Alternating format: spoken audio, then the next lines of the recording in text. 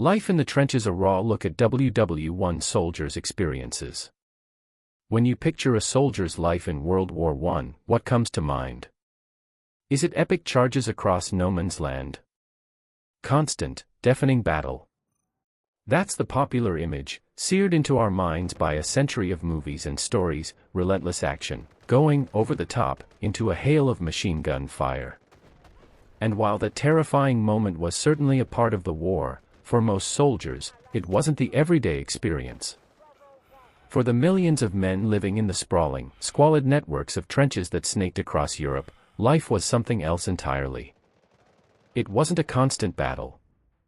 It was a monotonous, soul-crushing routine, a minute-by-minute struggle for survival against enemies far more insidious than the guy in the opposite trench.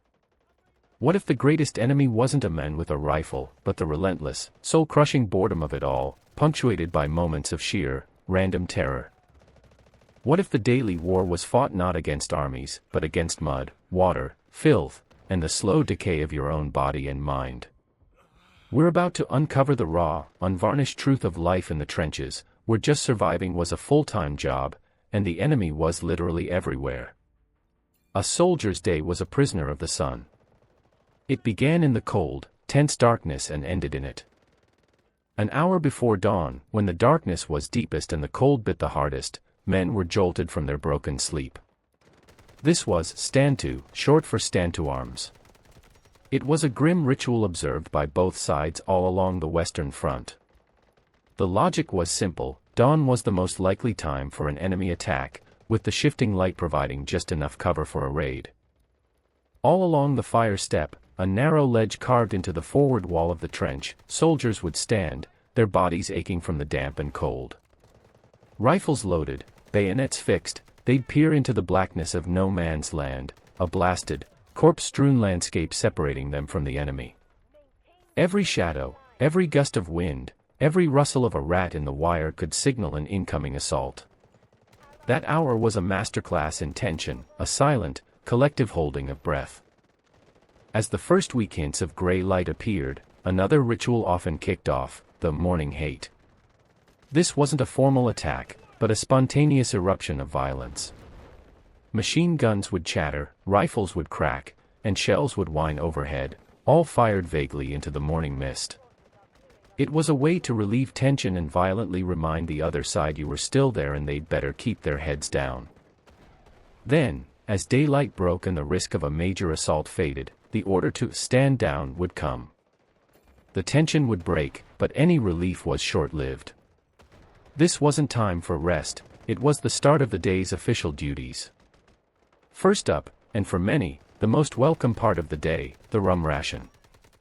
An officer would move along the trench, doling out a small measure of rum, about 1.25 fluid ounces for the British. This liquid courage was a vital drop of warmth and solace against the morning chill and the grim reality of their lives. French soldiers got a more generous portion of wine, affectionately nicknamed Le General Pinard, or General Plunk, for its contribution to morale. After that brief respite came breakfast. But forget any notion of a hot meal. For men on the front line, breakfast was usually a sad affair. It might be cold, greasy bacon, stale bread or hardtack biscuits, and tea. The tea itself was often foul, transported to the front in used petrol cans that were never properly cleaned, giving the drink a disgusting chemical taste. With breakfast over, the inspections began. Officers would check each man's rifle. Keeping a weapon working in the mud and filth was a constant battle, and a dirty rifle was a punishable offense. But the inspections went deeper than equipment. Men were ordered to show their feet. This was the dreaded check for trench foot, a horrifying condition caused by standing for days in cold, wet, unsanitary trenches. Feet would go numb, change color, and swell up. In severe cases, the flesh would start to rot, leading to gangrene and amputation. The army took it so seriously that soldiers were ordered to have a partner inspect their feet daily and rub them down with whale oil to try and ward it off. This morning cycle of high alert, meager food, and intimate inspection set the tone for the entire day, a relentless, repetitive battle for basic survival. The very ground the soldiers stood on was a relentless enemy. You might picture a trench as a simple ditch, but the reality was a complex, sprawling, and deeply flawed system of earthworks. Typically, there were three main lines running parallel to the enemy. First was the front-line trench, the most dangerous spot. Behind that, the support trench housed reinforcements and supplies. And further back was the reserve trench, where troops could be held for a counterattack or get a brief break. Connecting them all were communication trenches, dug in zigzags so an enemy who got in couldn't fire straight down the line. Building and just keeping this world from falling apart was a massive task, done almost entirely by hand.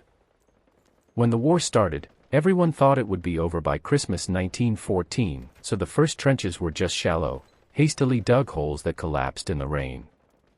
As the war ground to a halt and the lines became permanent, these ditches evolved, but the basic problem remained. They were scars carved into the earth, and the earth was constantly trying to reclaim itself. The daily work of a soldier was a struggle that never ended. The main daytime job, done under the ever-present threat of a sniper's bullet, was trench maintenance. Men spent endless hours filling sandbags, the basic building block of the trenches, and stacking them to reinforce the walls. Artillery shells would blow sections apart, and they had to be rebuilt immediately. Heavy rain would turn the earthen walls to liquid, sometimes burying men alive. But the greatest elemental foe was the combination of water and mud. The battlefields of the Western Front, especially in low-lying areas like Flanders, were basically reclaimed marshland. The constant artillery bombardments had destroyed the natural drainage systems, turning the whole landscape into a pockmarked, waterlogged wasteland. The trenches became massive drainage ditches, filling with obscene amounts of water. Pumping it out was a futile, never-ending chore. To create some kind of solid ground, they laid down wooden slats called duckboards, but these would just sink into the mire, break, and become treacherous. The mud itself was a unique kind of hell. It was thick, clinging, and impossibly deep. It wasn't just dirt, it was a foul soup of clay, water, human waste, and the decomposed remains of men and animals. Soldiers rode of mud so deep it could suck their boots right off their feet. Men who slipped off the duckboards at night could actually drown in it, their struggles only pulling them deeper. The weather made it all worse. Winters were brutally cold. Summers brought sweltering heat, drying the mud into a dusty crust and thickening the air with the stench of decay. The heat also brought swarms of flies that bred in the filth and spread disease. A soldier's home wasn't a fortress, it was a fragile, collapsing, waterlogged grave that he was forced to endlessly rebuild. The war against the earth and the sky was as draining as any battle. Beyond the human enemy and the elements, the trenches were teeming with smaller, but no less terrifying, foes. First, there were the rats. The trenches were a paradise for them. With millions of men living in one place, there was enormous food waste. More grimly, no man's land and the trenches themselves were littered with unburied bodies. This led to a population explosion of rats. Soldiers described them growing as large as cats, bloated and brazen. They scurried over sleeping men, stole food from their hands, and infested the dugouts. They were known as corpse rats because they fed on the dead, a fact that horrified the soldiers. Rat hunting became a grim sport to pass the time, with men attacking them with bayonets or clubs. But it was a hopeless fight. For every rat killed, thousands more remained. They also spread diseases like the potentially fatal Weil's disease. An even more intimate and maddening pest was the louse. Lice were unavoidable. They lived and bred in the seams of the soldiers' woolen uniforms, feeding on their blood and causing a constant, maddening itch. Soldiers would spend what little free time they had trying to get rid of them in a process called chatting, running a lit candle along the seams of their clothing to burn the lice and their eggs out. It offered only temporary relief. The lice were more than just an irritant, they were carriers for a debilitating illness known as trench fever. The disease caused high fevers, severe headaches, and intense muscle pain. While rarely fatal, it could knock a soldier out of action for months. The transmission was grimly efficient, A louse bites an infected soldier, and its feces carry the bacteria. When another soldier gets bitten, scratching the bite rubs the infected feces into the wound, continuing the cycle. Finally, there was the smell. The trenches assaulted the nostrils with a symphony of decay that soldiers said they could never forget. It was a layered stench, the smell of overflowing latrines, of stagnant, polluted water, of the chloride of lime used to fight disease, of unwashed bodies, of stale food. And weaving through it all, the most horrifying smell of all, the smell of decomposing bodies. Tens of thousands of men fell in no man's land and couldn't be recovered. This constant, inescapable stench was a reminder of the filth, disease, and death that defined their world. It was an enemy you couldn't shoot, only endure. There's a phrase from the war that perfectly captures the soldier's experience: months of boredom punctuated by moments of sheer terror. While we focus on the terror, the boredom was an enemy in its own right, a grinding force that wore down a man's sanity. Life was dominated by a repetitive cycle of chores and waiting. After the morning stand-to and inspections, the day would stretch out, filled with monotonous labor. Men were assigned to work parties, tasked with the endless job of repairing the trench, all while keeping their heads down to avoid snipers. Other charming tasks included cleaning the latrines, hauling supplies, or standing sentry duty, which meant hours of staring at the same blasted landscape. The food situation. Well, it was all about survival, not enjoyment. The staple was bully beef, canned corned beef, and hardtack biscuits so tough they were sometimes used as building material. Hot meals were a rare luxury on the front line. A common meal was a tinned stew called makanaki, which soldiers were so tired of they often refused to eat it. The daily rum ration, therefore, took on immense importance. The stoneware jars it came in, marked S.R.D. for Supply Reserve Depot, were a welcome sight. Soldiers created their own dark-humored acronyms for it, like "seldom reaches destination" or "soon runs dry," which tells you how valuable it was. To fight the crushing boredom, soldiers got creative. Letter writing was a lifeline to a world of sanity. Receiving mail was everything, and men would spend hours writing back, though their letters were censored. Gambling was huge, with card games and games of chance passing the time. Some men turned to trench art, carving intricate designs into spent shell casings. Through it all, there was a dark, pervasive gallows humor, a crucial coping mechanism, a way of saying that even in this hell, they could still laugh. A full night's sleep was an impossible luxury. Rest was taken in short bursts, in cramped, damp, rat-infested dugouts, with the constant noise of shelling. This combination of endless work, poor food, and chronic sleep deprivation created a state of constant, gnawing exhaustion that wore away at a soldier's body and mind, day after agonizing day. The physical hardships were immense, but the damage to the soldiers' minds was just as profound. A soldier's existence was defined by a constant, low-level fear. Even in quiet sectors, death was random and always possible. A man could be talking to his friend one moment, and the next, his friend would be gone, killed by a single, unseen sniper or a random shell. This was grimly known as wastage, the expected rate of attrition. This constant strain gave rise to a condition that would define the psychological cost of the war: shell shock. At first, military authorities thought it was a physical injury caused by the blast waves from exploding shells.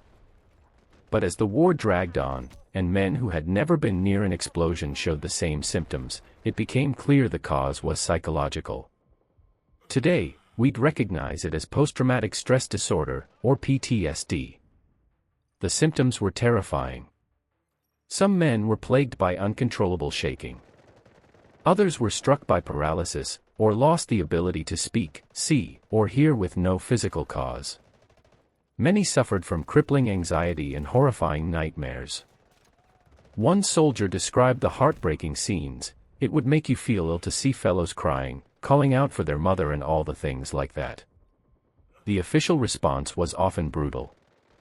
The condition was so misunderstood that military command often saw its symptoms as cowardice or faking it to get out of duty. Some men suffering from severe shell shock were even executed for desertion. The primary lifeline to a world of sanity was the mail.